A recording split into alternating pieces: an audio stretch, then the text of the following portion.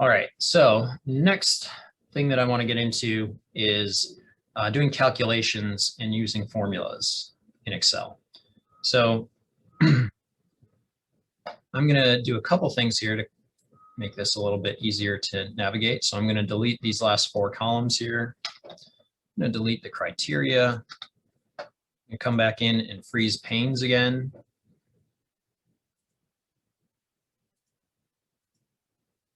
So I can see my years, and I'll actually get rid of this season as well because we know these are all annual data. All right, so let's say I wanted to calculate the sum of all my cations. So calcium through ammonium here. I could come over to this column P, and I'll make a title here, sum cations.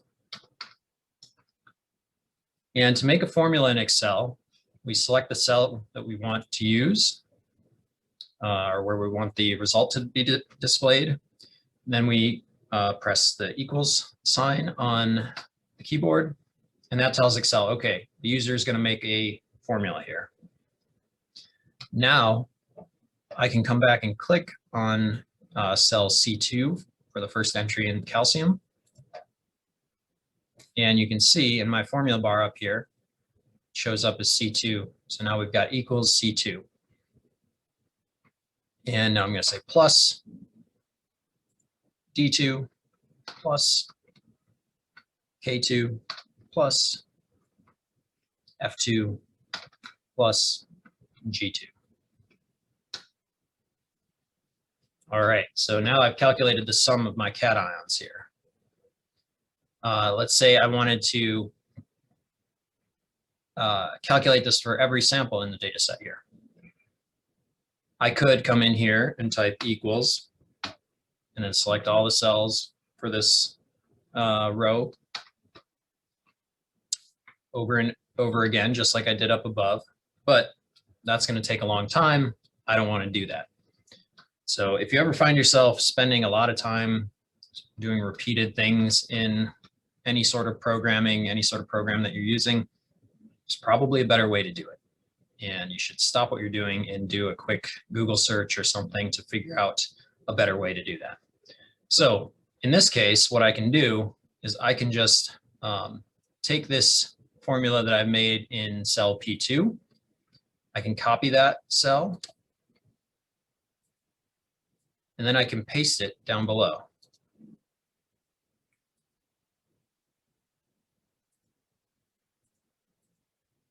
So now if I see, if I click on this cell and I click up in the formula bar, it shows me that now it's referencing row 3 instead of row 2. So when I move this formula down a row, it moves the references for all of the cells in the formula down 1 row as well. So I can also use this little box over in the corner here to click and drag this down. If my data are contiguous with the data set, or if my calculations are contiguous with the data set, so if I get rid of column O here, then I can take this little box and I can just double click, and it fills all the way down to the end of that block of data. Okay, another easy way for me to do this, if I delete all these guys, so I can just copy this cell. I can use that control arrow key to go down to the end of the column next to it, come over, control shift arrow key up, and control paste, control V to paste. So however you do it, there are many, many options for doing the same thing in Excel. Whatever works for you is great. Just make sure you're not wasting a whole bunch of time by copying or doing repetitive tasks in Excel when you could be using some of these shortcuts. Okay, so the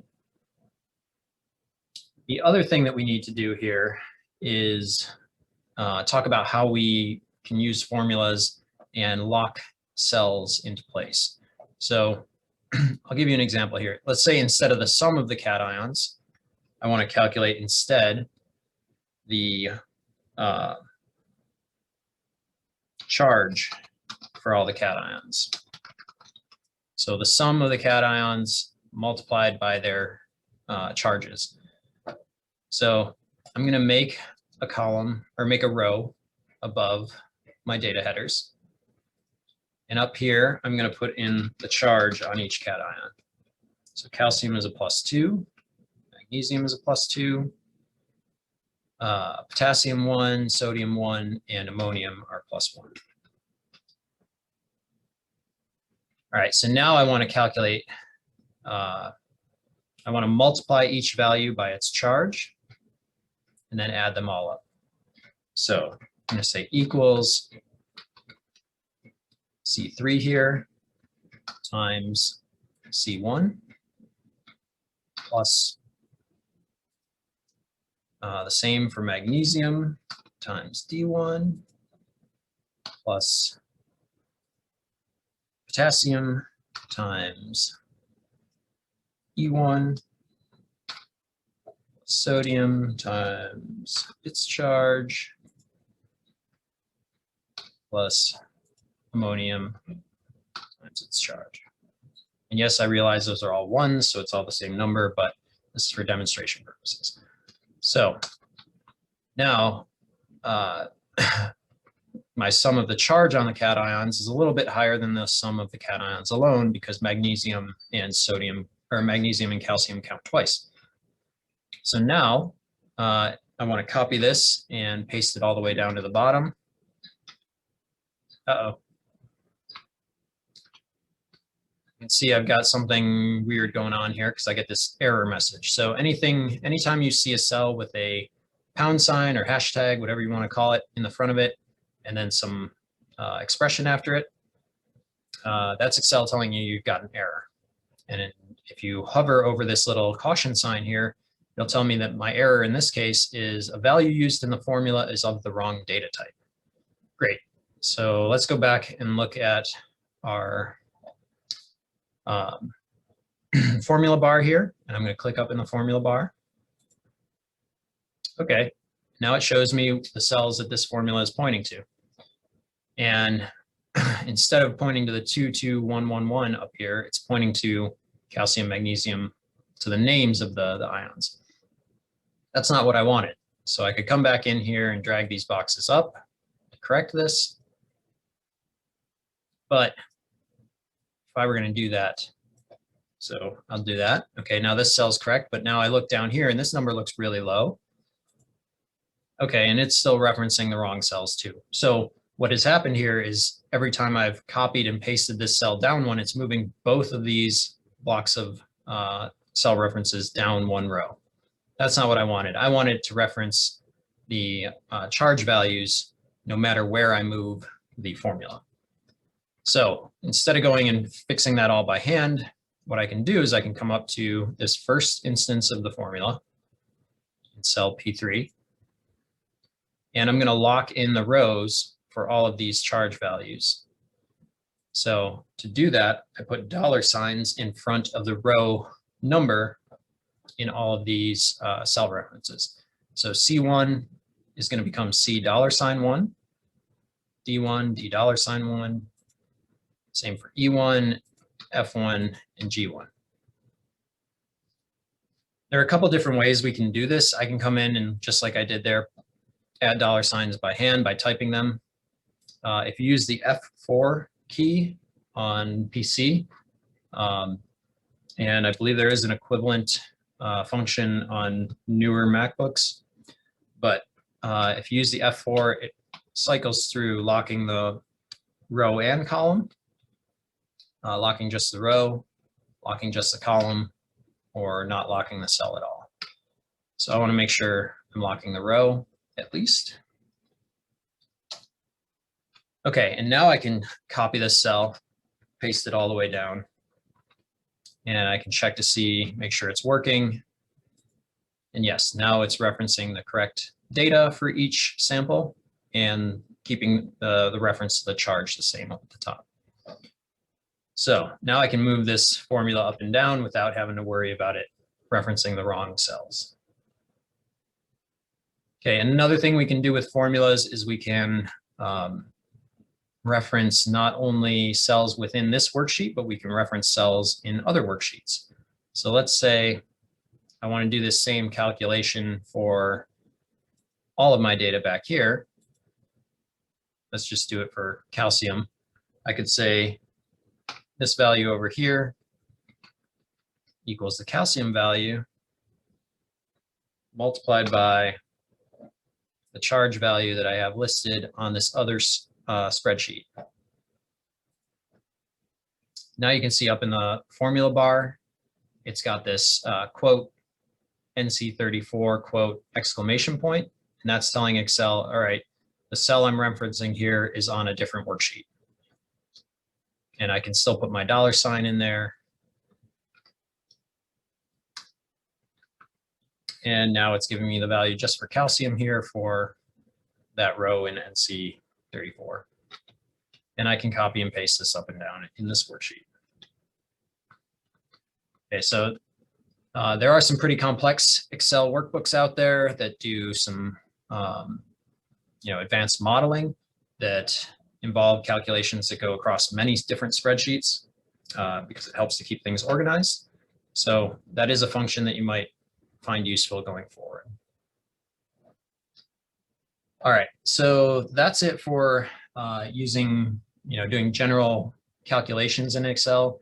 You've got your all of your basic arithmetic operators here that you can take advantage of. But if we want to do some more complex things, or we want to not spend all of our time typing in formulas, Excel has some built-in formulas that we can use. So I'm going to come back to my NC34 tab here, and we're going to go through and use some of these built-in formulas that are useful. So what I'm going to do is I'm going to make a bunch of rows up at the top. And now we're going to calculate some summary statistics for each of our variables here. So what I want to calculate is mean, median, standard deviation,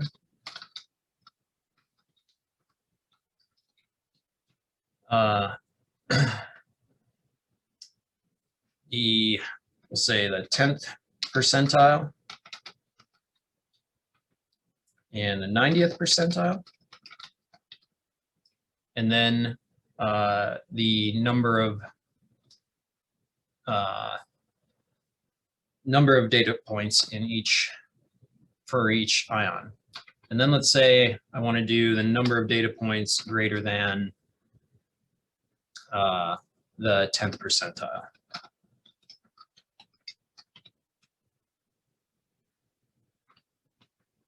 All right, so this is going to get us through a bunch of useful built-in equations in Excel. So just like when we're typing a user-made equation, we start with an equal sign.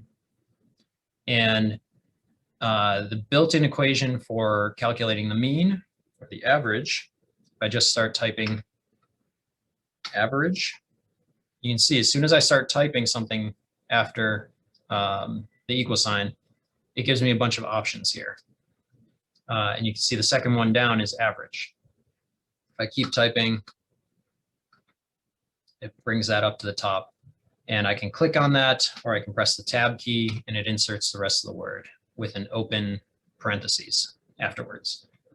So to use a formula, we type the name of the formula, and we need an open parentheses at the beginning and close parentheses at the end, following the name of that formula. And you can see here, if I, once I added average in here or started the formula, it gives me this kind of little pop-up window.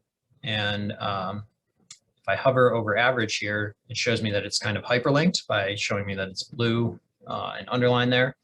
So if I click on that, it brings up this web page, and it gives me some more information on how to use the average function. So it gives me a description, it gives me the syntax, which is basically like the language that we use to program or in this formula. And it tells me it needs at least one number is required.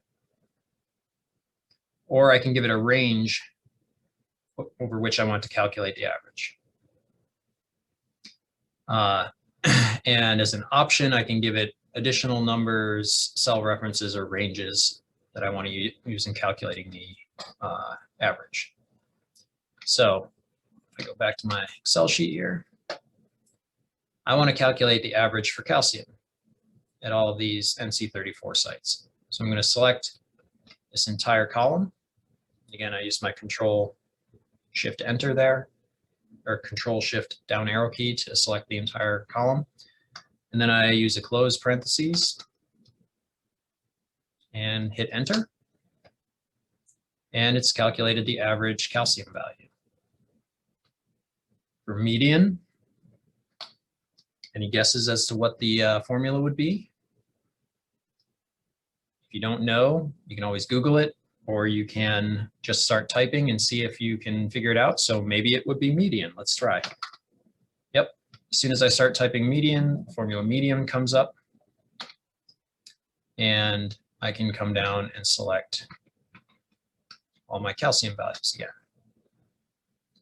Standard deviation, let's try typing standard deviation. Okay.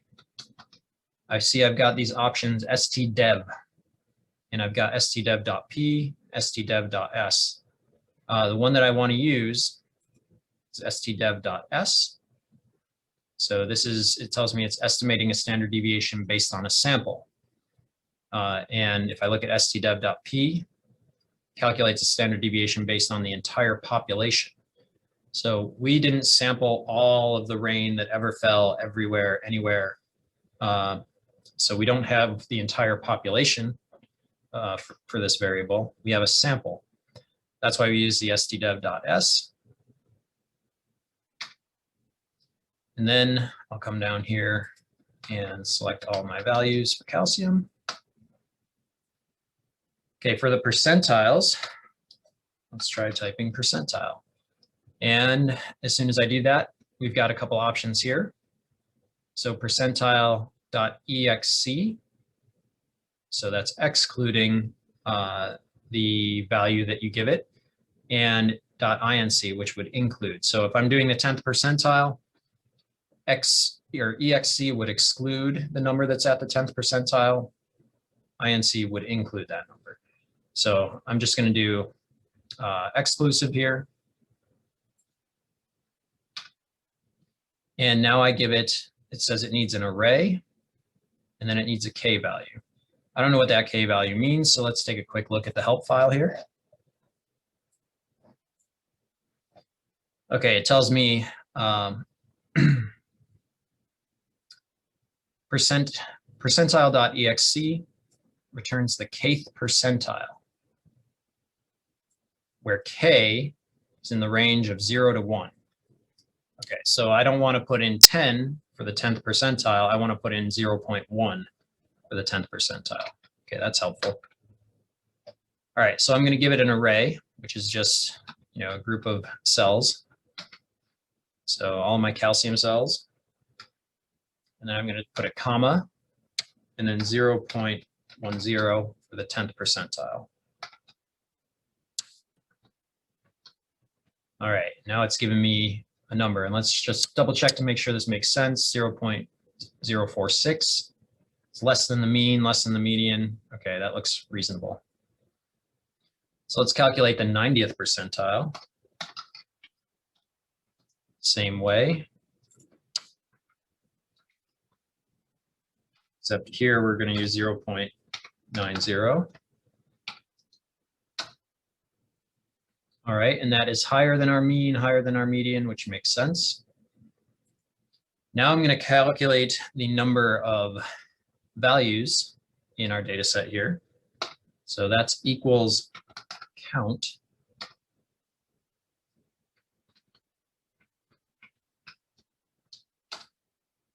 We see we've got 42 points in the calcium data set here. Now I want to know how many of those are above the 10th percentile. For this, I'm going to use equals count if. And I'll select the same range. And now I got to give it some criteria. So the way that we put our criteria, we have to put it in quotes. And I want to say is greater than my 10th percentile here, the value in cell C5. End quotes. All right, something did not work there.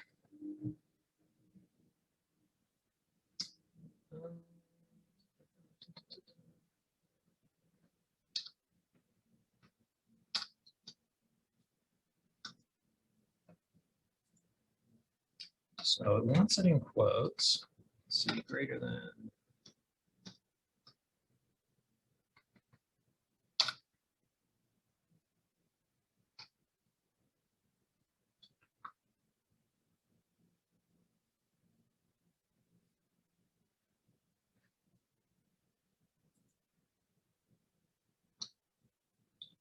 Let's see.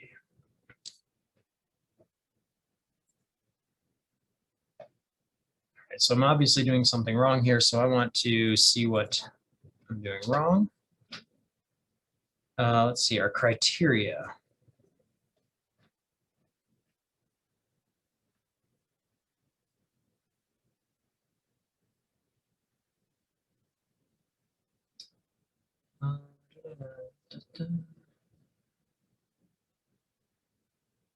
Okay, so I need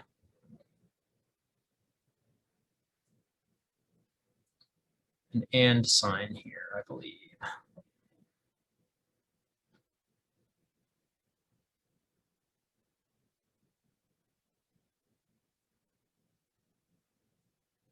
Because the ampersand merges the comparison operator for not equal to and the value in B4. All right, so that's what I was missing in my formula. So that just shows you, even though I use this stuff all the time, this is something I don't really do too often. And I've got to go back and look things up occasionally. There we go. All right, so now it's counting the number of cells greater than our 10th percentile value, which is 0.04. And we've got 38 values above the 10th percentile. All right, so now I want to calculate this for calculate all of these summary statistics for all of our numeric values here. All of the ions, pH, conductivity. So I can go through and type those all in by hand. But really what I want to do is just grab all of these cells that I've set up here and paste them across so that it recalculates the values for each one of these columns as I paste it across. Okay, so now I've got my summary statistics for each one of these values. I can take this block of data, I can make it into a nicer looking table for export into PowerPoint or Word. All right, so some other useful formulas, if we wanted to, let's say, know if any of these values were related to one another. Let's say we wanted to know if calcium and sulfate were related to one another. We could calculate an R² value for those guys. Or let's say we want to know which ones of the ions are most closely related to the pH value. So we can calculate an R² for a correlation.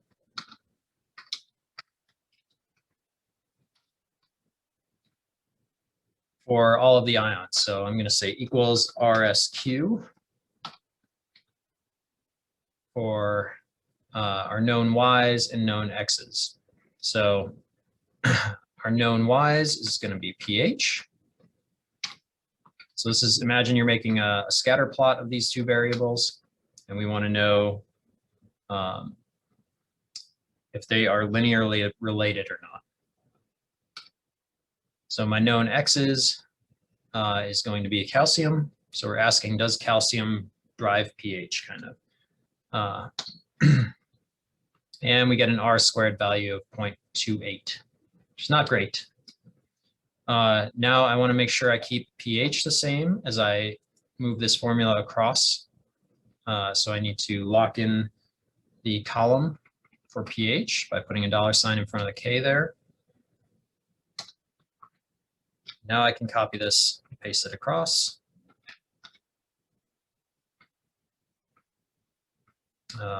Really don't need to compare pH to itself, but we can see now of all the variables here, sulfate has the highest correlation coefficient, R squared, with pH at 0.90. All right, some of the other things that we can look at, we could calculate the slope of this best fit line, intercept, and we can do some real hypothesis testing, which is the subject of another video.